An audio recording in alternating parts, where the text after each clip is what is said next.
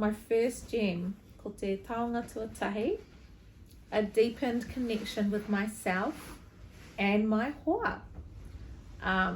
For myself, I've written down things like I am and I can do this. A reminder of my love of learning of all things te ao Māori. Learning about my hoa, and really feeling like we are lifelong hoa sisters. Investing in myself and investing in others, and how valuable that time has been, and that brought me to our waka wānanga. For me, it's not just about the wānanga.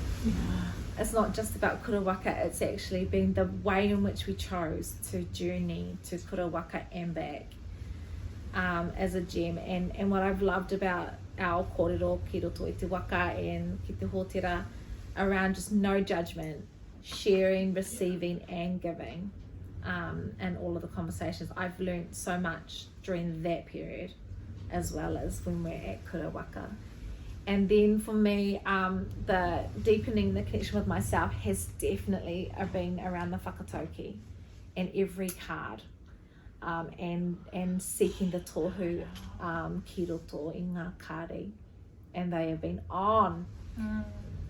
Second gem for me is like clarity of my journey and understanding that it's not linear. This journey into te ao Māori, it's not linear, right? It's not you do this level of reo and then you do this level of reo. I think I'm so now ready to feel my way into it, and I've written reo, mātauranga, tikanga, waiata, karakia, all of these intersect, and the next thing will come at the time that it's ready to come, and just knowing that and trusting the process. Like, I'm on the journey regardless. I don't need to worry, oh no, I'm not doing pinaki, I'm not doing this. It's just all gonna come. And then my third gem is around te mana o te wahine. I've written, I freaking love women. Like, I freaking love them. We all have a story, and I think like listening to the stories at kura waka has totally blown out so many of my assumptions, and like my fears are shared by so many others, and so there's just such a comfort in that ahuru mōwai to just be.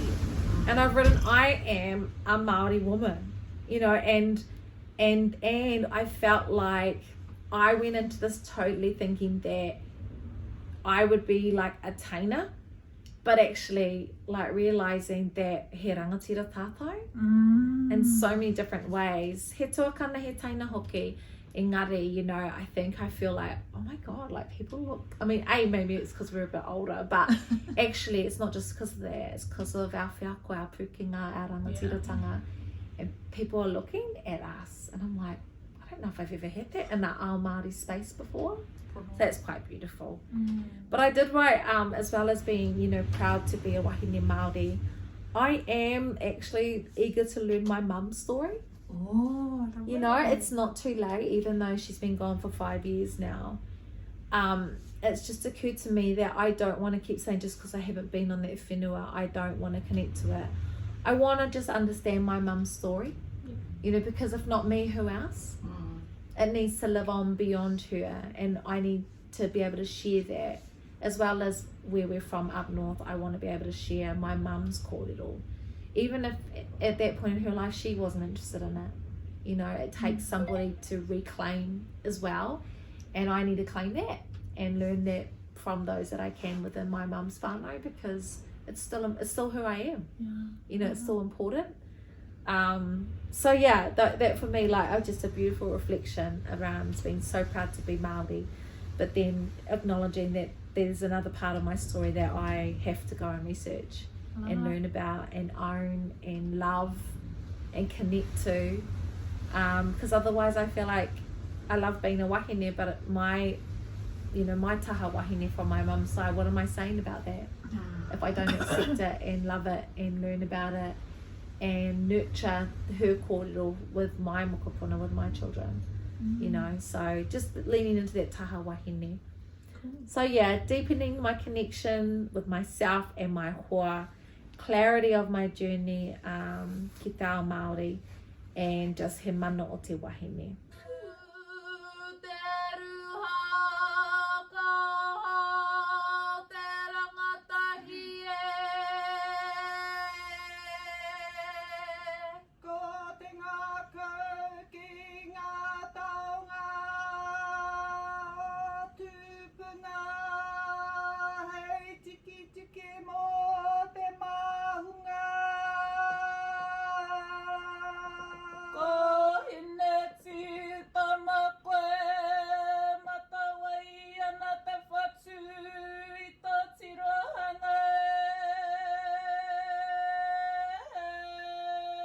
So my first gem, which was my first gem when we left last time, you know, on the first wānanga, was aroha. And it's stayed with me in that whole space, and also right throughout the time. So even when shit goes down at work, it just has changed my way of dealing with it. So so and finding and feeling it in the process, but also in the sisterhood that, you know, is building through this process, and also in the waka wānanga, you know, like just feeling that love, and that, you know, I think you touched on it when you said it just feels like a space where there is no judgment, and that enables really free flowing thoughts and kōrero, and yeah, it's, you know, it's been a really awesome experience from my point of view for that. Aroha was my first gem. My second gem was Papatuanuku. And what I put was becoming grounded, listening to the goddesses from whom we descend, and trusting that we will know what to do. And so I kind of felt that that's the aka, you know, and I've just loved all that goddess work. It's just been awesome, just to realise that, to have those stories retold from a woman's point of view, you know, like, so that we start to understand that the decision making that women make is not well explained by men, and how important it is that we tell our own stories.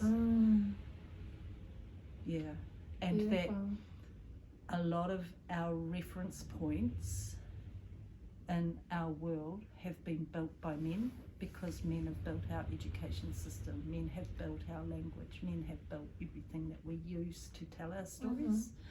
So we have to kind of reground ourselves and grow a new way, a new system of telling our stories. Otherwise they won't be told in the way they should be. So that was my Papatuanuku. Love it. And my last one is Orokohanga. It's going deeper and deeper. Yeah, just digging.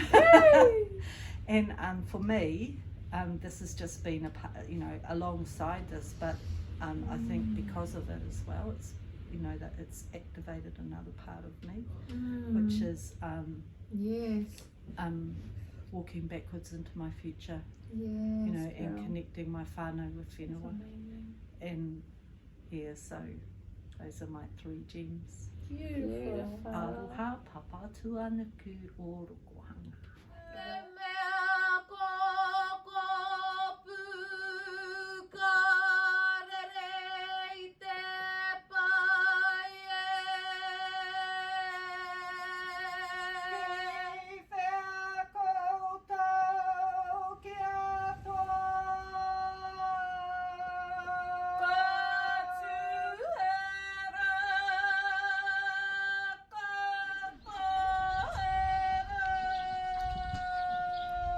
So my 3 gems so far are tahi, tūwhitia te hopo, rua, te mano te takitini, and toru ko heneti tamakoe o ahau. Love that. So tuwhiti o te hopo, when I thought about it, in that first noho, and we went in and they were talking, you know, why are you here, the purpose, just even introducing ourselves. I was like so nervous, and I went in, we had our waka wānanga, and I went in with this idea that this is my one step towards kainga hokia, and this is one way I can contribute back to my whānau when they need me to be there, or when I need to be there.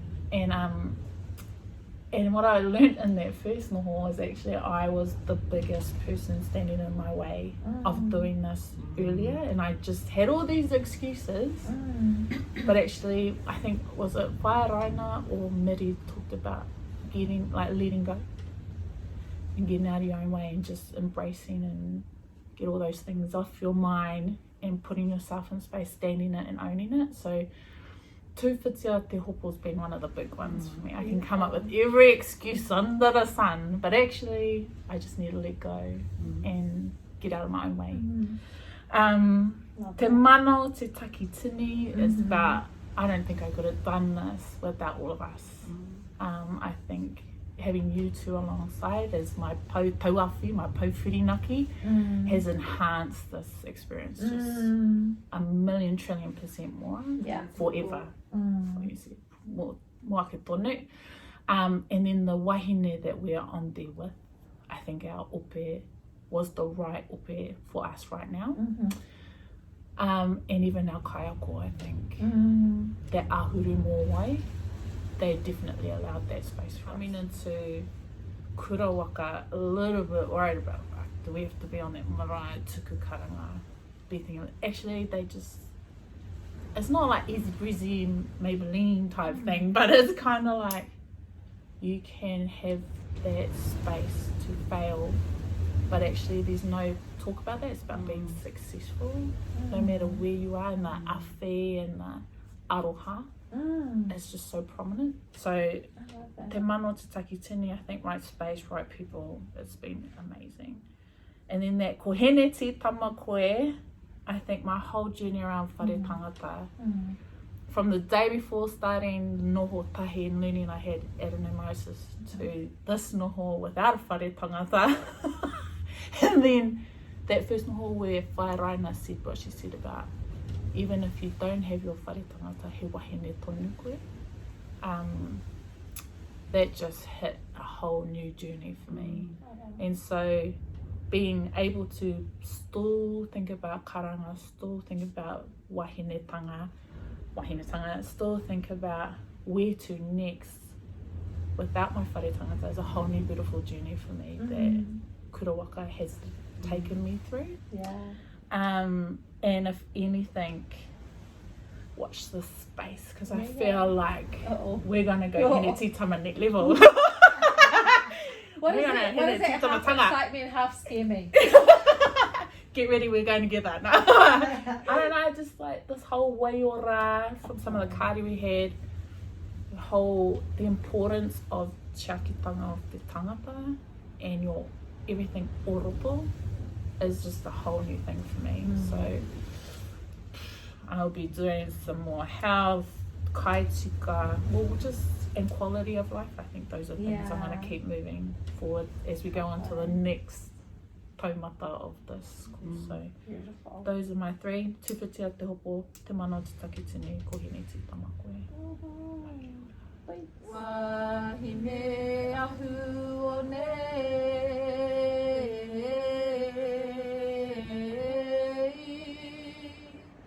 kia tu te kia tu hangai mai kia to tiki to mana tuku iho no mua